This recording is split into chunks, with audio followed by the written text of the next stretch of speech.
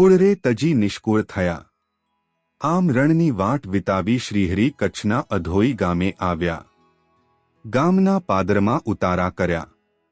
શ્રીહરિએ લાલજી સુથારને કહ્યું, લાલજી, અમને ભારે ભૂખ લાગી છે. તમે ગામમાંથી ભિક્ષા માગી લાવો. લાલજી કહે, મહારાજ, આ તો મારા સસરાનું ગામ છે. અહીં તો બધા મને ઓળખે. એમાંય મારા ઘરવાળા હમણાં અહીં છે, માટે આ ગામમાં મારાથી ભીખ માગવા કેમ જવાય?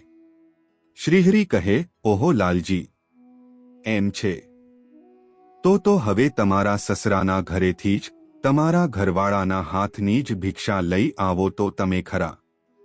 લાલજી કહે, મહારાજ, એમાં મારો ભારોભાર ફજેતો થશે. શ્રીહરિ કહે, લ્યો, અમે તમને કોઈ ન ઓળખે એવા કરી દઈએ.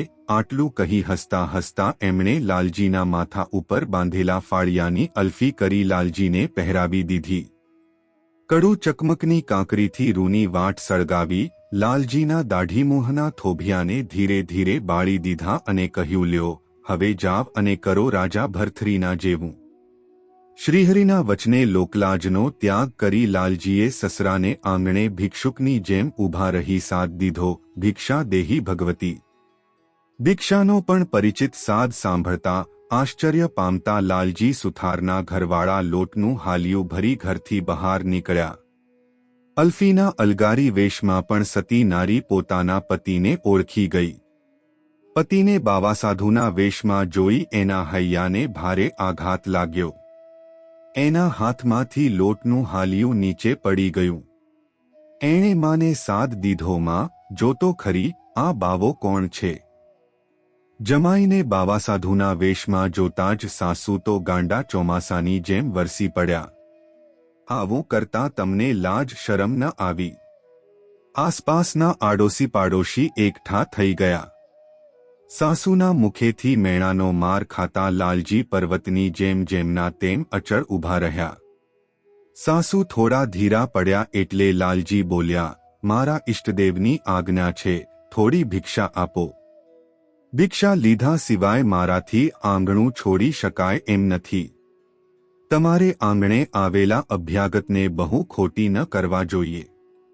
જમાઈરાજના અનાસક્ત હૈયાના ઠંડા શબ્દો સાસુના હૈયામાં તીરની જેમ વાગી રહ્યા હતા, પરંતુ લાલજી સુથારના પત્ની પતિના વૈરાગી હૈયાને સારી પેઠે સમજતા હતા. આખરે એમણે કહ્યું, માં, આંગણે આવેલા અભ્યાગતનો મનોરથ પૂરવો આપણી ફરજ છે. એમને આપણાથી ધર્મસંકટમાં ન નખાય.